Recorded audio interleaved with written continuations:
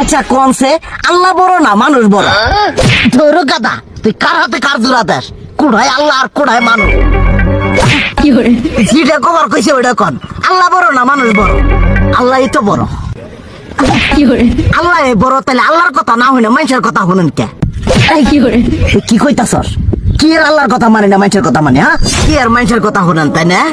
আমনে যে ওই দিনকে ডায়াবেটিসের রোগ নিয়ে যে হাসপাতালে গেলেন, ডাক্তার আপনার কত কিছু খাবার না করলো, সব কিছু না খাই এখন চলতেছেন। তাহলে আল্লাহ যে আপনারে কইছে যে হারাম খাবার না, সুদ খাবার না, কই আপনি তো কাম কাজ বাদ দিয়ে এলাকার মধ্যে টাকা পয়সা না গায়ে খালি ওইলে দিয়েই খান, নিজেরা টেও হালাল ভাবে কামাই করেন না, ওই সুদ তো না করে টাকা করে লাভ আহে ওইলে দিয়ে দিয়ে চলেন আর পেটা বড় বানাইছেন।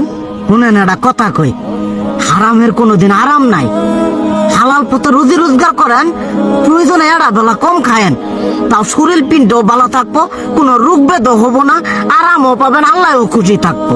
তুই আমার এইভাবে বুঝাবি আগে কইলি না কে?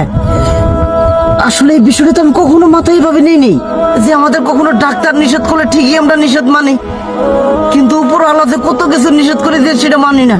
আর এই যে হারাম পথে টিয়া পয়সা কামাই করতেছেন, শরীরের মধ্যে দুনিয়া রোগ বেত হয়েছে, দেখা যাইতেছে যা টিয়া হারাম পথে কামাই করতেছেন তার তো বেশি টিয়া মনে করেন জ্বলে যাইতেছে গা বেশি।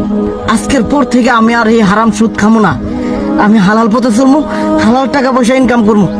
এতে করে যদি একবেলা কমও খাইতে হয় তবুও খামো, তবু আমি আর এই হারাম পথে চলবো না। আচ্ছা ঠিক আছে।